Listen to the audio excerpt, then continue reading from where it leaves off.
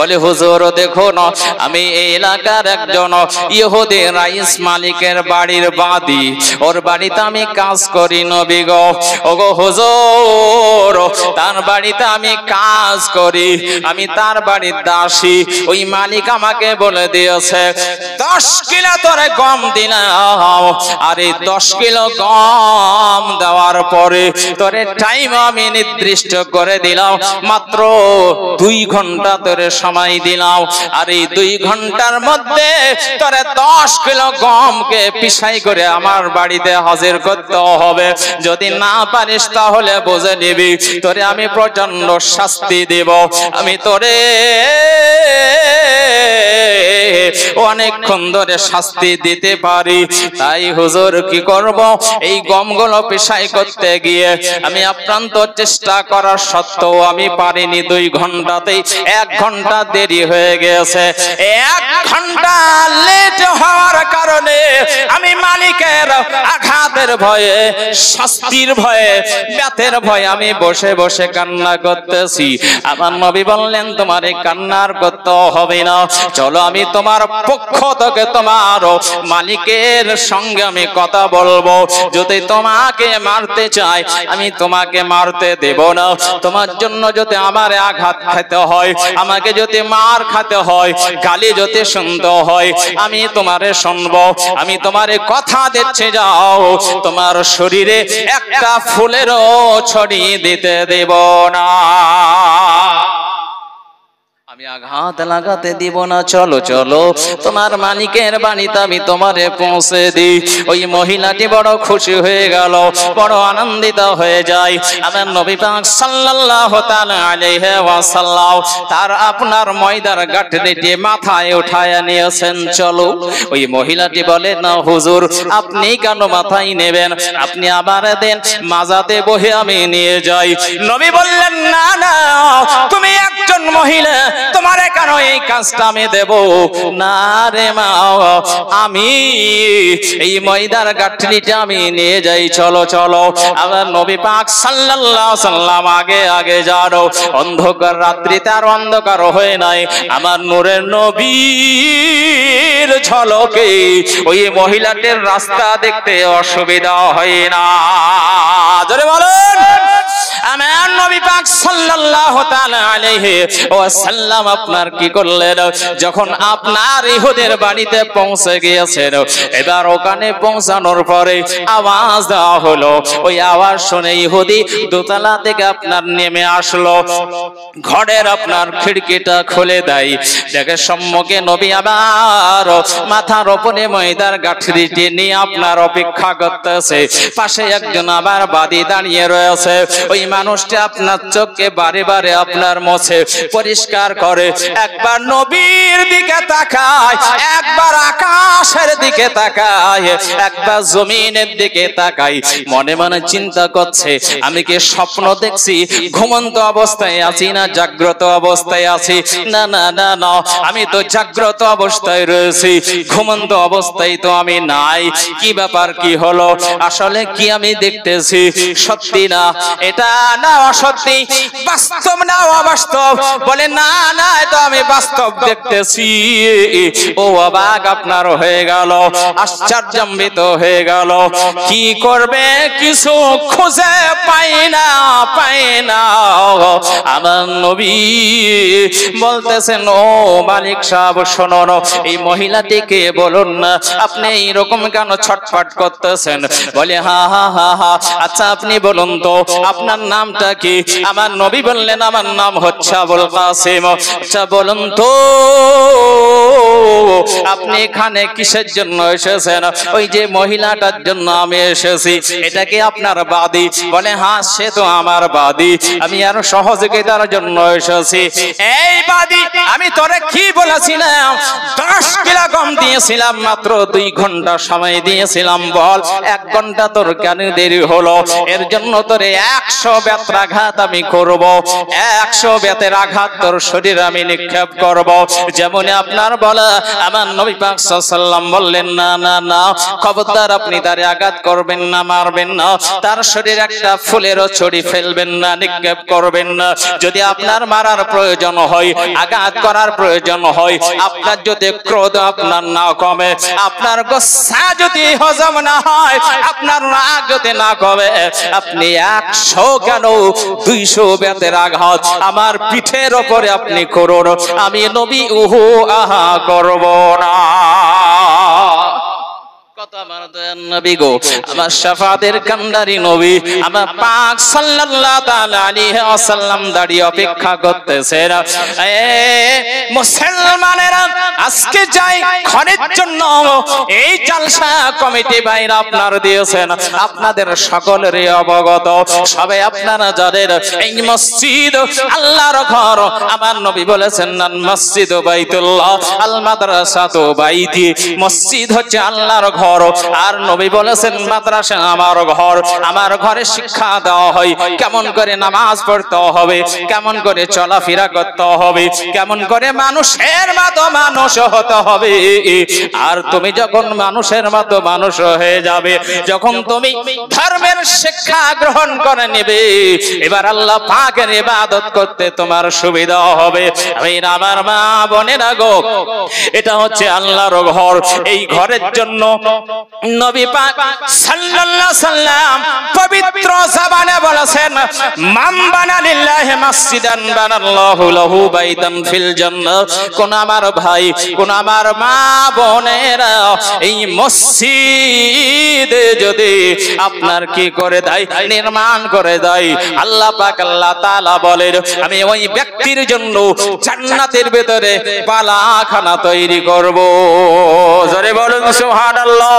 তাই আমি দেখতে চাই একজন আল্লাহর বান্দাকে, কোন আল্লাহর বান্দা রয়েছে এই মাহফিলে আসার পরে নবীকে স্মরণ করে, আল্লাহকে মহব্বত করে, আল্লাহ ঘরের নির্মাণের উদ্দেশ্যে একজন আমার ভাই যদি বলে দেয় ও মাওলানা সাহেব গো, জানি জানি এটা আমাদের মসজিদ, আমাদের সহযোগিতা করতে হবে, এত বড় মসজিদ আপনাদের সহযোগিতাই হয়েছে, আমি একজন ভাইকে আমি বলবো 2000 টাকা মসজিদের উন্নতি কল্পে আপনি যদি এখানে দিয়ে যান খুব খুশি হতাম।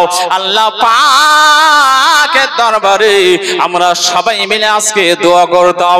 ও ভাইরা, ও মা বোনেরা, 2000 টাকা আপনাদের কাছে চেয়েছি, বেশি আমি আপনাদের চাপ দিইনি, 5000 বলিনি, 10000 বলিনি, আর যদি পারেন ইচ্ছা করে তো 5000 10000 আপনারা দিতে পারেন, লিখাতে পারেন। আপনাদের কাছে এখন টাকা নাও থাকতে পারে, এখানে আপনারা লিখে যাবেন আল্লাহু আকবার সুবহানাল্লাহ বিহামদিহি, অসুবিধা হবে না কোন রকমের। আল্লাহ পাক আল্লাহ তাআলা আমার মনের ইচ্ছাকে জানতে পারছেন, সকলের মনের ইচ্ছা আল্লাহ পাক জানেন। এই জন্য আপনাদেরকে বলতে চাই, আসুন আমার ভাইরা, আমার মা বোনেরা, যে হোক না কেন মারদি মুজাহিদের মতো আল্লাহর ঘরের নির্মাণের উদ্দেশ্যে একজন ভাই এসে যে বলতেন মাওলানা সাহেব জান আমার নামটা আপনি ঘোষণা করে দিন, আল্লাহর ঘর নির্মাণের জন্য আমি দিয়ে দিব। একজনকে কোনো আমার বান্দা, আল্লাহ পাকের বান্দা নাই, আমার কোনো ভাইকে নাই, আমার কোনো মা নাই গো, আর 1000 টাকা করে 10 জন ব্যক্তিকে আমি এখানে দেখতে চাই। ও মা বোনেরা গো, আমার বাপজি ভাইরা, তরুণ যুবকেরা গো, 10 জন আমার কোন ভাই, কোন মা, আমার বাবুজি 1000 টাকা আদা করে আপনারা নগদ পারলে দেন, আর না হলে লিখিয়ে দেন। আল্লাহু আকবার সুবহানাল্লাহ বিহামদিহি। একজন আল্লাহর বান্দা উঠে আপনার ঘোষণাটা করে দিন, কারণ আমার নবী পাক সাল্লাল্লাহু আলাইহি সাল্লাম বলেছেন ওয়ান নবী হুরায়রা ক্বালা রাসূলুল্লাহ সাল্লাল্লাহু তাআলা আলাইহি ওয়াসাল্লাম ইযা মাতাল ইনসানা ইনকাতা আনহু আমালুহু ইল্লা মিন সালাসা ইল্লা মিন সাদাকাতিন জারিয়াতিন আও ইলমিন ইনতাফাউ বিহি আও ওয়ালাদিন সালিহিন ওয়া ইয়াদউ লাহু রাওয়াহু মুসলিম আও কামা ক্বালা রাসূলুল্লাহ সাল্লাল্লাহু তাআলা আলাইহি ওয়াসাল্লাম। জোরে বলুন না সুবহানাল্লাহ। কোন আমার বাপজি নাই, কোন আমার ভাই নাই, 1000 টাকার নামটা লিখাবে, 2000 টাকার আবদার করেছি, এত জায়গাতে জালসা জুলুস হয়, আপনার আমরা বলতেই তো চলে আসে 5000 10,000। আমি তো অত চাপ দিইনি। আমার পূর্ববর্তী বক্তা আলোচনা করার পরে তিনি আপনার কি করবেন, ইনশাআল্লাহ কালেকশন করবেন।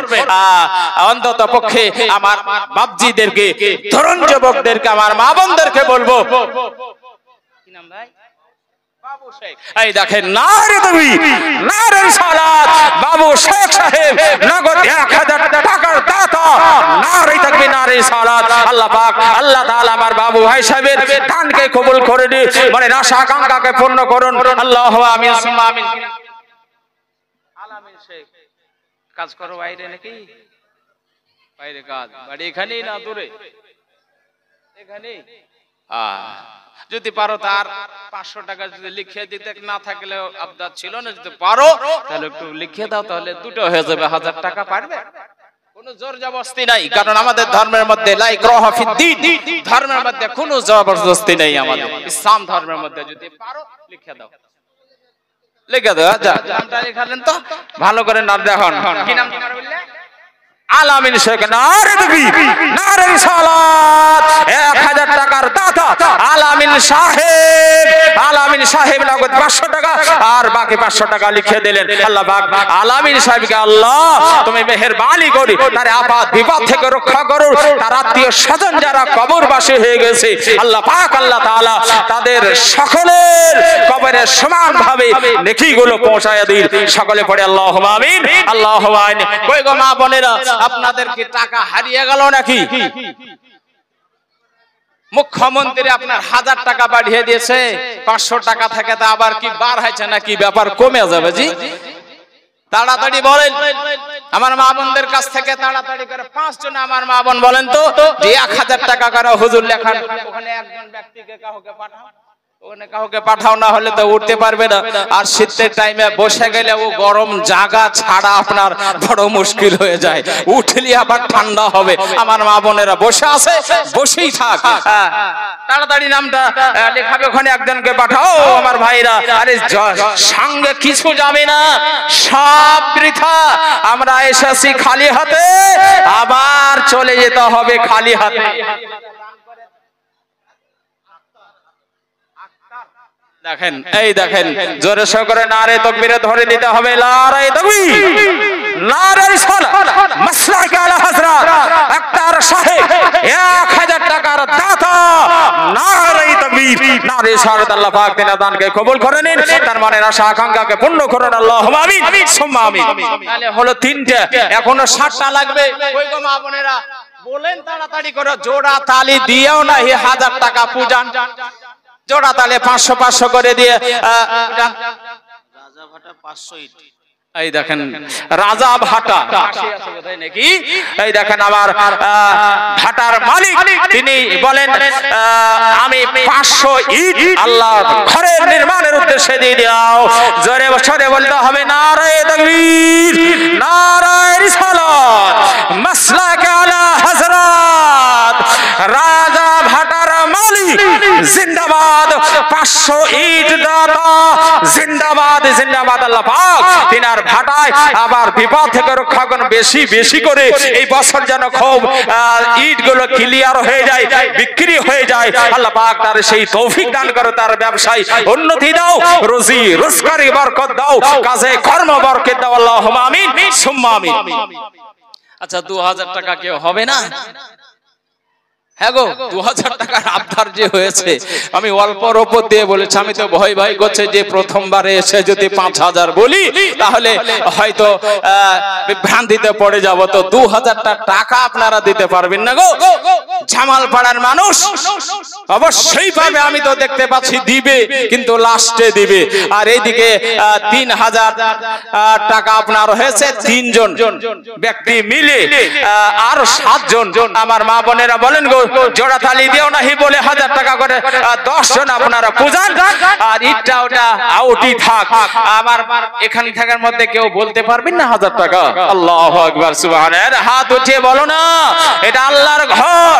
আমার নবী বলেছেন, ইদা মাতাল ইনসান ইনকাতা আনহু আমালুহু, যখন মানুষ মারা যায় তখন তার সব রকমের আমল বন্ধ হয়ে যায়, আর তাকে নামাজ পড়াও লাগবে না, রোজাও তাকে আর করতে হবে না, হজ যাকাত আর কিচ্ছু লাগবে না, সব বন্ধ।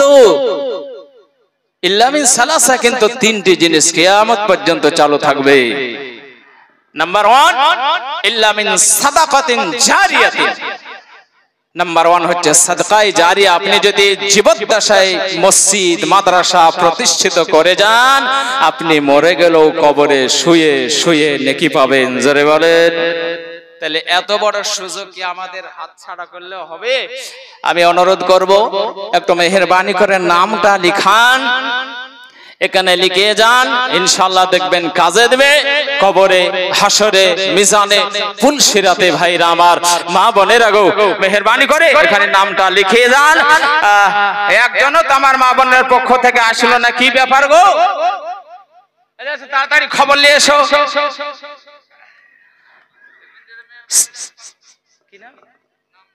বেনামে দেখেন 500 টাকা মাত্র বাহির হয়েছে রে বাবা। আর একজন আবার বেনামিতে যদি হয়তো আর 500 টাকা দিয়ে 1000 টাকা পূজান গো। ও মা বোনেরা তাড়াতাড়ি পূজান। আমি গজলটা আপনাদের সম্মুখে এখনই পরিবেশন করব। সালাতু সালাম গো আমার, দুরুদ সালাম গো আমার কয় নবী মুস্তাফায়, তোমরা যদি যাও মদিনায়, তোমরা যদি যাও মদিনায়, সালাতু সালাম গো আমার, দুরুদ সালাম গো আমার কয় নবী মুস্তাফায়, তোমরা যদি যাও মদিনায়, তোমরা যদি যাও মদিনায়।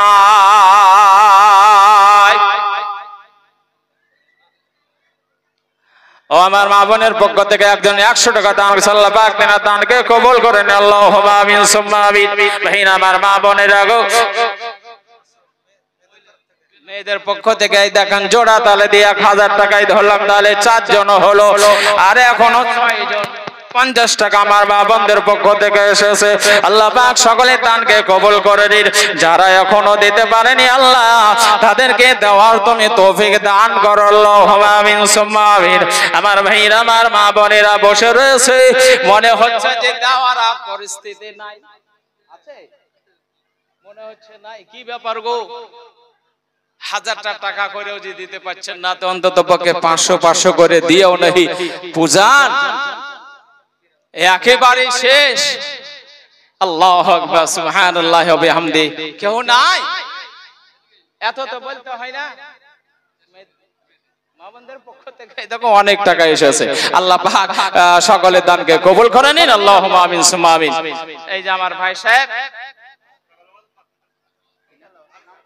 আনসার ভাই সাহেব, দেখেন তিনি নগদ 500 টাকা দিয়েছেন আর 500 টাকা বাকি, তাহলে 1000 টাকা। নারে তাকবীর, নারে রিসালাত, আনসার আলী সাহেব জিন্দাবাদ। আল্লাহ পাক তিনার দানকে কবুল করেন, আমিন।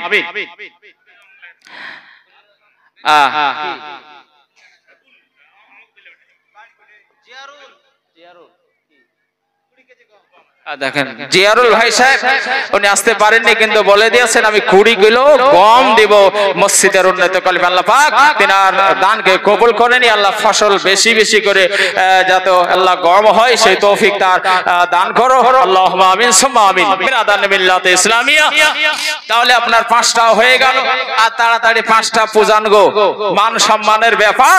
মা বোনেরা তাড়াতাড়ি দে, 500 350 রে বাবা, এখন 150 টাকা 500 টাকা পুষতে রে বাবা। আল্লাহু আকবার, সুবহানাল্লাহি ওয়া বিহামদিহি।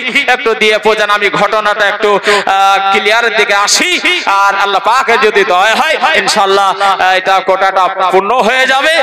আমি ঘটনার দিকে এগিয়ে যাই। ভাই আমার মা বোনেরা, আমার নবী পাক সাল্লাল্লাহু আলাইহি সাল্লাম কি করছেন, সেখানে আপনার অপেক্ষা করতেছেন। ইহুদি বলল আপনার নাম? বলে আমার নাম হচ্ছে আবুল কাসিম। বলে আপনি মনে হচ্ছে বড় পরোপকারী মানুষ। বলে না, যা বলছেন বলুন, কি বলতে চাইছেন? আপনি একে মাপ দিবেন কি দিবেন না? বলে শুনুন, আমি 100 বেত্রাঘাত তাকে মারবো, তারপরে তার ক্ষমা হবে। 100 বেত্রাঘাত তাকে মারতে হবে না, আপনি আমাকে মারুন না। বলে আপনি মার খেতে চান? বলে হ্যাঁ হ্যাঁ, তাহলে আপনি এখানেই দাঁড়িয়ে থাকুন, আমি ঘর থেকে বেতখানা নিয়ে আসি। আপনি এখানে অপেক্ষা করুন, আমি বেতখানা ঘর থেকে নিয়ে আসি।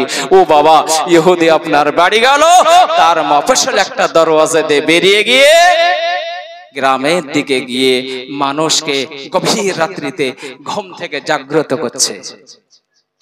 গ্রামের মানুষদেরকে বলে, ও গ্রামের মানুষেরা, আমি তোমাদের সর্দার যে মন্ডল যে বলতেছি, তোমরা যদি আমাকে মানো, আমার কথা যদি তোমার কর্ণে কহরে পৌঁছে যায়, তাহলে তোমরা মেহেরবানি করে আর ঘুমিয়ে থাকবে না, একটু তাড়াতাড়ি করে আমার বাড়ির দিকে তোমরা এগিয়ে যাও, আমার বাড়িতে তোমরা হাজির হও। কারণ যদি তোমাদেরকে জান্নাত নিতে হয়, স্বর্গ যদি নিতে হয়, বেহেশত যদি নিতে হয়, তাহলে তোমাদেরকে আর কোনো জায়গা যেতে হবে না, কারণ আমার বাড়ির দরওয়াজার সম্মুখে জান্নাতওয়ালা দাঁড়িয়ে রয়েছে। জোরে বলুন সুবহানাল্লাহ। জান্নাতওয়ালা দাঁড়িয়ে রয়েছে। অতএব তাড়াতাড়ি করে ওঠো, পবিত্রতা অর্জন করে বাড়ি হাজির হও আমার। একটা যুবক ছেলে 100 টাকা দান করেছে, দানকে কবুল করে নিন, আল্লাহুম্মা আমিন সুম্মা আমিন। যাও। আওয়াজ যখন তারা শুনতে পেল, তারা ঘুম থেকে উঠলো। ওঠার পরে সব লাইন দিয়েছে ইহুদিরা ইসমাইলের বাড়ির দিকে। সবাই সেই জায়গাতে হাজির। মানুষ আর গ্রামে নাই। অনেকক্ষণ পরে আপনার সেই ইহুদিরা ইসমাইল আপনার চলে আসলো। আসার পরে বেতখানা নিল, আর নবী পাক সাল্লাল্লাহু তাআলা আলাইহি ওয়াসাল্লামের হাতে তুলে দেন। বলেন হুজুর, আপনাকে মারার মতো আমার যোগ্যতা নাই, আমার সেই ক্ষমতা নাই হুজুর গো, কারণ আমি লক্ষ্য করতেছিলাম আপনার দিকে, আর সেই টাইমে আমি দোতলার উপরে তাওরাত শরীফ পড়তেছিলাম। তাওরাত শরীফে আপনার লেখা রয়েছিল, এই ঘটনাটাই আমি পড়তেছিলাম। যিনি হবেন রহমাতুল লিল আলামিন নবী, যিনি হবেন সাইয়্যিদুল মুরসালিন নবী, যিনি হবেন শফিউল মুজনাবিন নবী, একদিন মেরাজের রজনীতে ইহুদি কমসে কম 2 জন ভলান্টিয়ার এখানে আসো, তোমাদের বিশেষ প্রয়োজন। ইমাম সাহেব, কমসে কম 2 জন ভলান্টিয়ারকে পাঠিয়ে দাও, মা বোনদের কাছে চাদর পাঠানো হবে।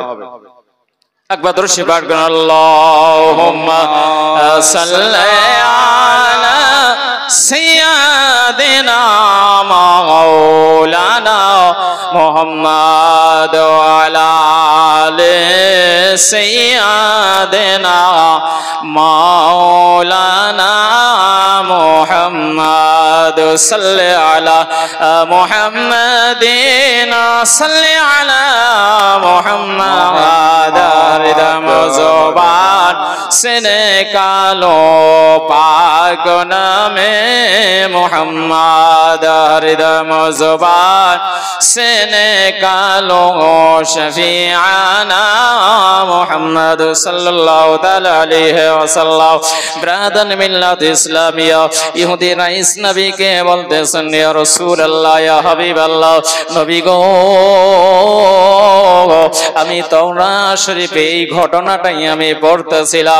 একদা মেরাজের রজনীতে যিনি হবেন রহমাতুল লিল আলামিন নবী, তিনি ময়দার গাঠরি মাথায় নিয়ে অপেক্ষা করবেন, পাশে একজন বাইদবাদী থাকবে। ইহুদিরা ইসমাইলের দরওয়াজার সম্মুখে তিনি হাজির হবেন। এই ঘটনাটা উপরে পড়ে নিচে আমি দেখতেছি একই কেস। হুজুর, আপনাকে তাই টেস্ট করার জন্য, পরীক্ষা করার জন্য নবী গো আমি বলতেছিলাম আপনাকে 100 বেত্রাঘাত আমি করব। হুজুর, আপনি হচ্ছেন রহমাতুল লিল আলামিন নবী, আপনি হচ্ছেন শেষ জামানার নবী, আপনি আপনি হচ্ছেন খাতামান নবিয়্যিন নবী গো। তা আমি মনে মনে চিন্তা করলাম, যখন জান্নাত আমার বাড়ির কাছে হাজির হয়ে গিয়েছে, আমি কেন একাই জান্নাতে যাব, আমি কেন একাই মুসলমান হব? তাই হুজুর আমার গোটা গ্রামের মানুষগুলোকে আমি খবর দিতে গিয়েছিলাম, আমার একটু দেরি হয়ে গেছে নবী গো, আপনি আমারে ক্ষমা করে দিন, আপনি আমারে মাফ করে দিন। ইয়া রাসূলুল্লাহ, ইয়া হাবিবাল্লাহ, নবী গো মেহেরবানি করে আপনি আমার আগে ক্ষমা করুন। নবী বললেন, আমার কাছে ক্ষমা চাইতে হবে না, আমি নবী আপনার আগে মাফ করে দিয়েছি। ইয়া রাসূলুল্লাহ, ইয়া হাবিবাল্লাহ, নবী গো আর বিলম্ব আপনি করবেন না, দেরি করবেন না নবী গো, আপনি মেহেরবানি করে মধু মাখা মন্ত্রটা আপনি আমাদের সকলকে পড়ায়া দিন, আমরা সবাই কলমা পড়ে মুসলমান হয়ে যাব। আমার নবী পড়ায়া দিলেন, লা ইলাহা ইল্লাল্লাহ, লা ইলাহা ইল্লাল্লাহ, লা ইলাহা ইল্লাল্লাহ মুহাম্মাদুর রাসূলুল্লাহ সাল্লাল্লাহু তাআলা আলাইহি ওয়াসাল্লাম পড়ে মুসলমান আপনার গোটা গ্রামের মানুষ আপনার হয়ে যার। আল্লাহু আকবার, সুবহানাল্লাহ বিহামদিহি। এ ছিল আমার নবীর চরিত্র, এ ছিল নবীর আপনার ক্যারেক্টার, এ ছিল নবীর আপনার আদর্শ, নবীর ব্যবহার। নবীর ব্যবহার দেখে আপনার মুসলমানেরা মুসলমান হয়ে থাকতে পারেনি, নবীর আচরণ দেখে তারা দলে দলে এসে নবীর হাতে হাত দিয়ে কলমা পড়ে মুসলমান হয়ে গিয়েছেন। দয়ার নবী উম্মতের কান্ডারি আর না জগতে, আর আসবে না জগতে, নবী উম্মতের লাগিয়া মদিনায় জাগিয়া, নবী উম্মতের লাগিয়া মদিনায় জাগিয়া, কাঁদেন নবী আমার দিনে রাতে। দয়ার নবী উম্মতের কান্ডারি আর আসবে না জগতে, আর আসবে না জগতে। নবী হাসরের দিনে উম্মত বিনে, নবী হাসরের দিনে উম্মত বিনে যাবে না নবীজি আল্লাহর জান্নাতে। দয়ার নবী উম্মতের কান্ডারি আর আসবে না জগতে, আর আসবে না জগতে। 63 সাল জিন্দগি কাঁদেন বলে উম্মতি, 63 সাল জিন্দগি কাঁদেন বলে উম্মতি, এখনো কাঁদেন নবী সোনার মদিনাতে। দয়ার নবী উম্মতের কান্ডারি আর আসবে না জগতে, আর আসবে না জগতে। আল্লাহুম্মা সাল্লি আলা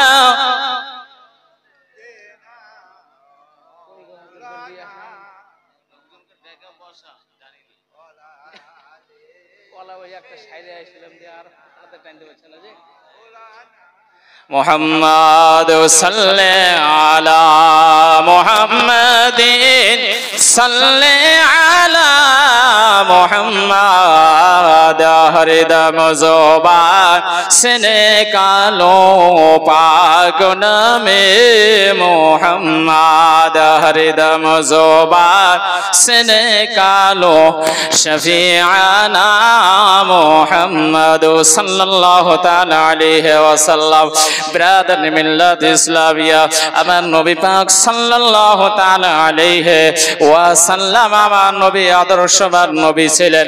আল্লাহ পাক আল্লাহ তাআলা কোরআনুল মাজিদ আল ফুরকানুল হামিদে বলেছেন লাকাদ কানা লাকুম ফি রাসূলিল্লাহি উসওয়াতুন হাসানা, নিশ্চয়ই তোমাদের জন্য আমার নবীর হচ্ছে আদর্শ উত্তম নমুনা স্বরূপ, উত্তম উদাহরণ স্বরূপ।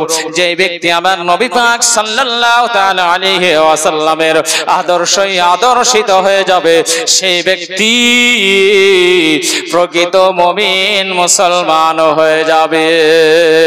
ব্রাদার মিল্লাত ইসলামিয়া আমার নবী পাক সাল্লাল্লাহু তাআলা আলাইহি ওয়াসাল্লাম লক্ষ্য করুন কেমন করে ইসলামের আপনার প্রচার ও প্রসার নবী করেছেন। একদা নবী পাক সাল্লাল্লাহু তাআলা আলাইহি ওয়াসাল্লাম সাফা এবং মারওয়া পাহাড়ের নিকট রয়েছে, সেখানে লক্ষ্য করতেছেন অনেকগুলো মক্কার মানুষেরা একটি মূর্তিকে আপনার ওই সাফা পাহাড়ে রেখে তারে আপনার সিজদায় রত রয়েছে। আমার নবী বললেন কুলু লা ইলাহা ইল্লাল্লাহু তুফলিহু, এই আরবের মানুষেরা গো খবরদার একে মূর্তিকে পূজা করিও না, এরে আপনার খোদা বলে মেনো না, এরে মাবুদ তোমরা বলে মেনো না। একটাই খোদা যিনি সকলকে তৈরি করেছেন, ওই স্রষ্টাকে তোমরা এক আল্লাহ বলে মেনে যদি তোমরা নিতে পারো তোমাদের কল্যাণ হবে, তোমাদের মঙ্গল হবে, তোমরা কামিয়াবি হবে, তোমরা স্বর্গবাসী হবে, তোমরা বেহেশতবাসী হবে। আমার নবী সাল্লাল্লাহু আলাইহি সাল্লাম যেমন আপনার বললেন, ওই জায়গাতে ওয়ালিদ পালিদ আপনার অপেক্ষা করতেছিল নবীর জবাব দেওয়ার জন্য। ওয়ালিদ পালিদ আপনার আসলো, আবু জেহেলকে বলল হুজুর একবার যদি পারমিশন আপনি দিতেন, এ মুহাম্মদ বিন আব্দুল্লাহকে আমি অপমান হুজুর করতাম। আবু জেহেল বলল বোকা কোথাকার, নবীকে অপমান করার জন্য, এ মুহাম্মদ সাল্লাল্লাহু আলাইহি সাল্লামকে অপমান করার জন্য আমার কাছে পারমিশন লাগবে না, যত রকমের কৌশল রয়েছে তারে দিয়ে তুই অপমান কর, অপদস্থ কর, আমার খোলা পারমিশন আমি তোরে দিয়ে দিলাম। ওয়ালিদ পালিদ নবী দরবারে আসলো, নবীকে বলল গো মুহাম্মদ বিন আব্দুল্লাহ সাল্লাল্লাহু তাআলা আলাইহি ওয়াসাল্লাম তুমি বলে দাও তোমার খোদা নাকি প্রত্যেকটা মানুষের শিরা উপর শিরায় বিরাজমান? বলে হ্যাঁ হ্যাঁ। বলে তোমার আল্লাহকে তুমি দেখাও, আমি দেখবো, এই দুই নয়ন দিয়ে দেখবো। দেখো আমার খোদা আমার ঘাড়ের উপরে এখন চেপে আছি, আমার খোদাকে সাথে আমি পেয়েছি, তাই তোমার খোদাকে আমি দেখতে চাই। নবী বললেন মূর্খ রে, আমার খোদাকে দেখতে গেলে সেই যোগ্যতা তোরে অর্জন করতে হবে, সেই যোগ্যতা তোরে নিতে হবে। যদি না পারিস আমার খোদাকে দেখা বড় কঠিন হয়ে যাবে। আল্লাহু আকবার সুবহানাল্লাহ বিহামদিহি। এই ওয়ালিদ পালিদ কি করলো, মূর্তিটিকে নিচে নামিয়ে তারে সিজদা করতে শুরু করলো। বলল আমার খোদা তুমি আমারে সহযোগিতা করো, মুহাম্মদ বিন আব্দুল্লাহকে আমি অপমান করব, এরে হত্যা করব, এরে মার্ডার করে দিব। ওই মূর্তির ভিতর থেকে আওয়াজ বেরিয়ে আসলো, বলল এ আমার ভক্ত তুমি যত রকমের কৌশল জানো চালাও, আমি তোমার পূর্ণ সহযোগিতা করব। মূর্তির ভিতর থেকে আওয়াজ বেরিয়ে যেমন এসেছে আল্লাহু আকবার। আবু জেহেল খুব খুশি, আবু লাহাব খুব খুশি, ওয়ালিদ পালিদ আপনার খুশি, মক্কার কাফিরেরা খুশি, মক্কার বেঈমানেরা খুশি, বড় আনন্দিত, বড় আনন্দিত।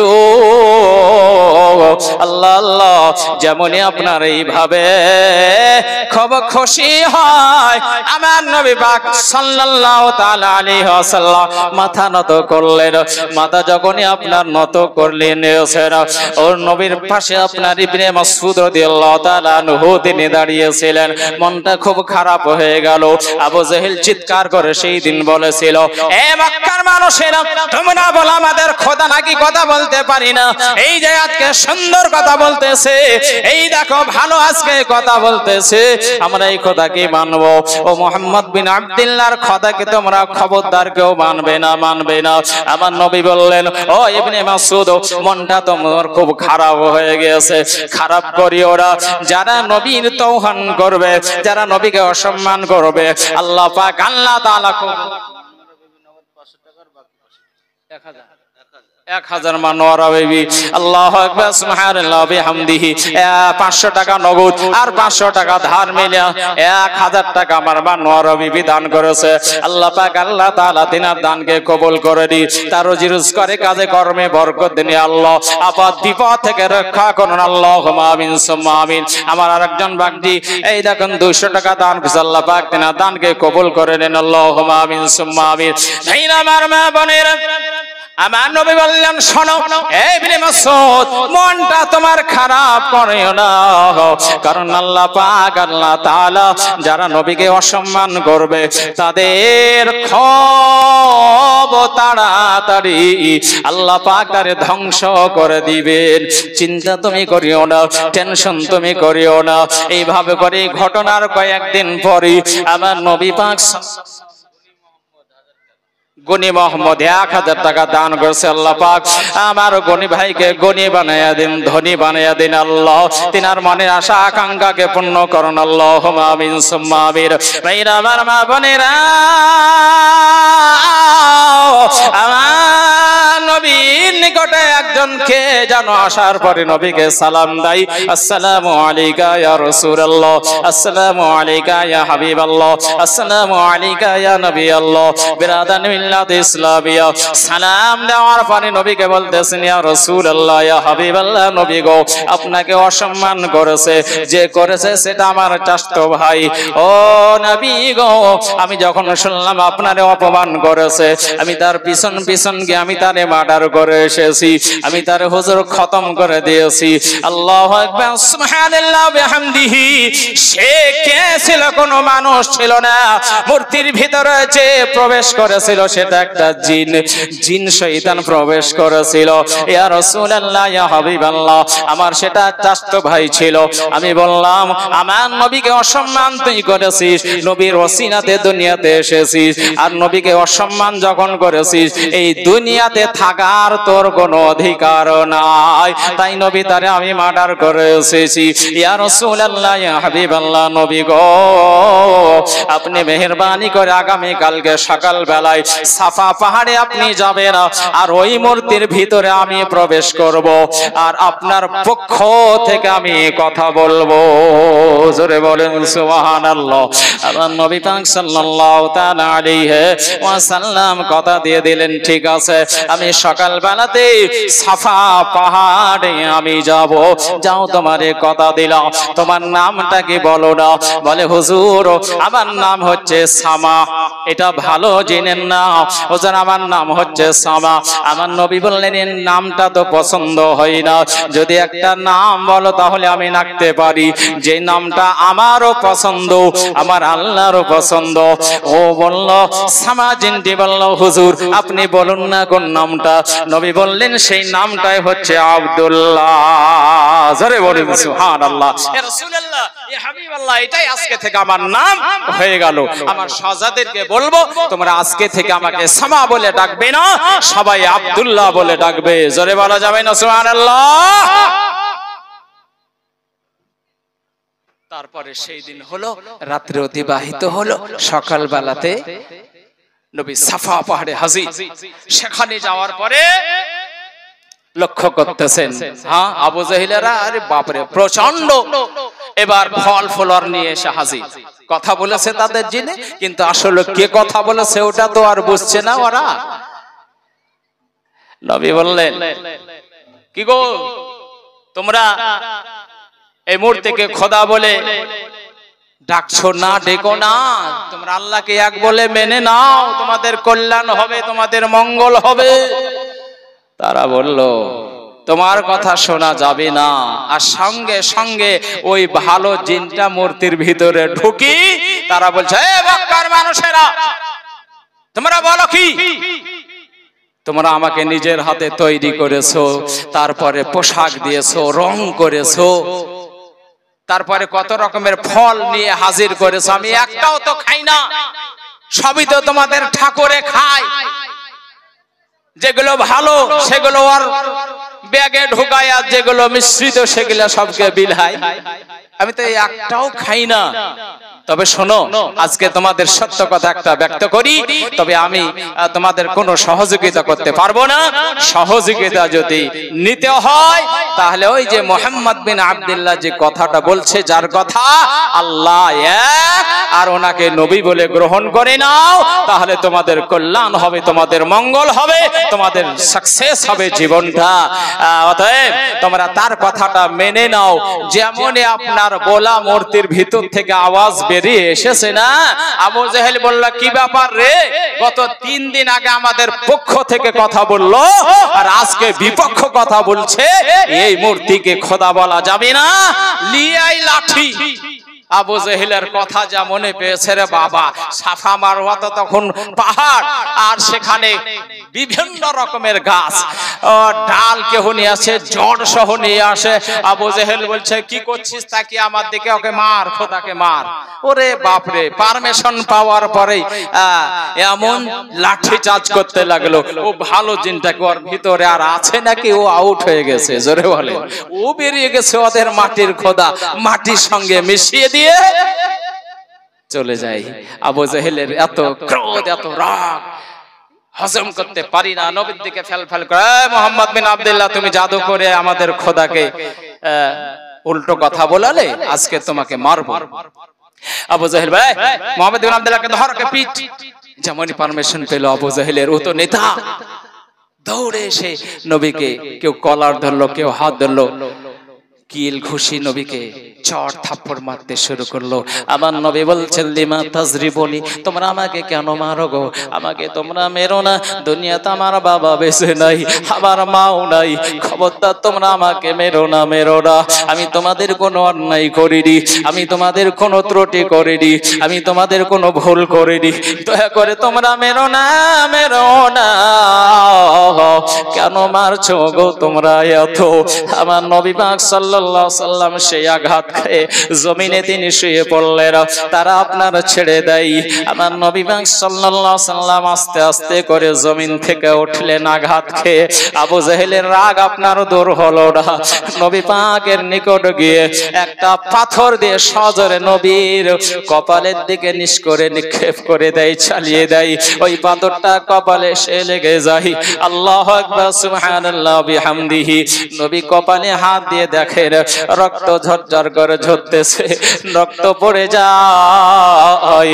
আমার দয়াল নবী পাক সাল্লাল্লাহু আলাইহি সাল্লাম আর বাড়ি গেলেন না, সরাসরি নবী আমার কাবা শরীফে চলে আসলেন। কাবা শরীফে এসে নবী সিজদায় পড়ে গেলেন। আমার দয়াল নবী সাল্লাল্লাহু তাআলা আলাইহি ওয়াসাল্লাম সিজদায় পড়ে আমার আল্লাহ পাক আল্লাহ তাআলাকে ডাকে, ফেরেশতারা আপনার বলে, মাবুদ গো, তোমার নবীকে অকারণে মারলো, তোমার নবী হচ্ছে নির্দোষ, তবু কপাল থেকে রক্ত ঝরিয়ে দিয়েছে। মাবুদ একবার পারমিশন দাও, এই পাহাড়টাকে উঠায়া মক্কাবাসীদের উপরে চাপায়া দি। আল্লাহু আকবার, সুবহানাল্লাহ বিহামদিহি। দেখো আমার নবী কি বলে, আমার নবী যদি পারমিশন দেয় তাহলে আমি সেটাই করব। আমার নবীর কাছে তারা চাইলো পারমিশন, আল্লাহর ফেরেশতা সমূহরা। নবী বললেন, না না, এরা আপনার আমাকে চিনতে পারেনি, বুঝতে পারেনি, আমি নবী সকলকে ক্ষমা করে দিলাম। সুবহানাল্লাহ বিহামদিহি। যে নবী আসার আগে আমাদের জন্য কেঁদেছেন, যে নবী এখনো কাদের, যে নবী যতক্ষণ পর্যন্ত গুনাহগার উম্মত গুলোকে জান্নাতে না নিয়ে যাবে, নবী আল্লাহ পাকের দরবারে দুঃখ প্রকাশ করে যাবে। আল্লাহু আকবার, সুবহানাল্লাহ বিহামদিহি।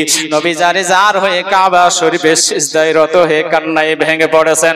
ভাইরা আমার মা বোনেরা, সেই দয়া দয়ার নবী রহমতের ভান্ডার সিজদায় রত রয়েছে।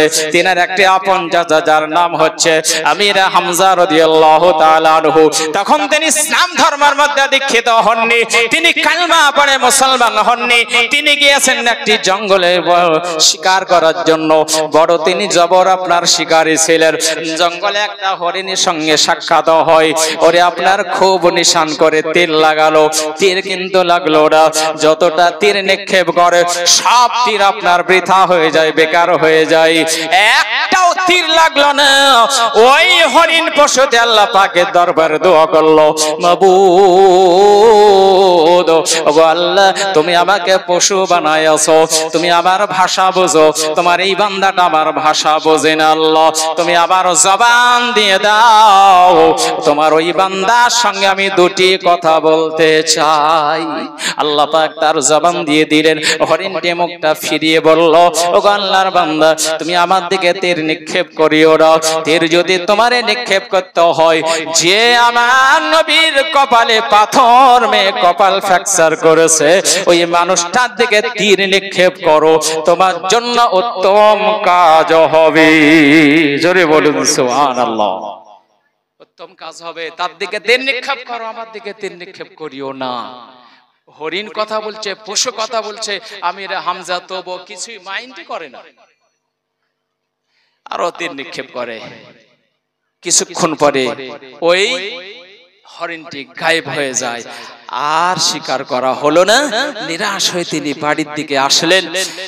একজন খাদিমা তিনি পানি পরিবেশন করলেন, হাত মুখ ধুলেন, খাবার দিলেন, খেতে দিলেন, খেতে বসবেন, আর ঝরঝর করে তার চোখ দিয়ে পানি গড়ে যায়। আমির হামজা বললেন, এ খাদিমা, হে সেবিকা, তুমি কান্না করছো কেন? তোমার শরীর খারাপ? মাথা যন্ত্রণা করছে, পেটে ব্যথা করছে? কি হয়েছে, তোমার শরীর খারাপ? না হুজুর। তাহলে কান্না করছে কেন? বলে, হুজুর এমন ব্যথা হয়েছে, মাথাও আমার ব্যথা নাই, বুকও ব্যথা নাই, পেটও ব্যথা নাই, শরীরও ব্যথা নাই, শরীর পূর্ণ সুস্থ, তবে এমন ব্যথা হয়েছে, ওই ব্যথা কোনো এই দুনিয়ার ট্যাবলেট দিয়ে সারবে না। বলে, কোন ব্যথা গো, কি হলো? বলে, অন্তরে একটা আমার ব্যথা হয়েছে। আজকে আমি বুঝতে পারলাম, যার পৃথিবীতে বাবা নাই তার কেউ নাই, যার পৃথিবীতে মা নাই তার কেউ নাই। কেন হঠাৎ করে এরকম কথা কেন বলছো?